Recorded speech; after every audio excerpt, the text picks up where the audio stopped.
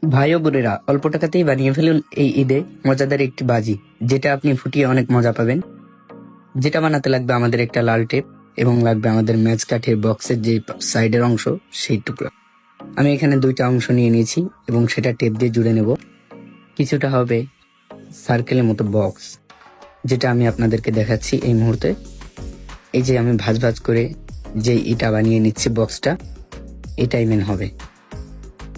এখন আমার বক্সটা তৈরি। এই যে দেখতে পাচ্ছেন, আমি এখন টেপ পেঁচাই নেবো চারপাশ দিয়ে, যেন বক্সটা আরো সাটিল হয়, দেখতেও সুন্দর লাগে। এই যে আমার হয়ে গেছে। এখন আমি ম্যাচ দেবো। ম্যাচ দিয়ে বারুদটা ওইটা আমি ভিতরে দিব। ভিতরে দেওয়ার পরে ওইটা আমি পেঁচাই একটা আলু ভাজির মতো তৈরি করব। দেখতে থাকুন। এই ভাজিটা এত ভালোভাবে ফোটে যা বলার মতো না। আপনারা একবার ফোটালে এর প্রেমে পড়ে যাবেন। বিশেষ করে এই ঈদে আজই বানিয়ে ফেলুন এবং বন্ধুদেরকে তাক লাগিয়ে দিন, নিজের বাজি নিজে ফুটাবেন। আর যদি এই বাজি সম্পর্কে বলুন, this is the best ever বাজি। ভাই ও বোনেরা, সত্যি কথা বলছি, এত সুন্দর ফোটে যেটা আপনার ধারণার বাইরেও যেতে পারে।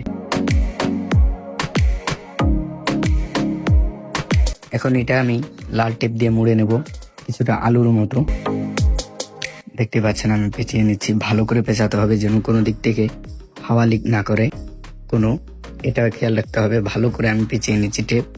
হয়তো একটু টেপ বেশি লাগতে পারে, কিন্তু বাজিটা আপনার খুব ভালো হবে যদি আপনি ভালোভাবে পেঁচিয়ে নিতে পারেন।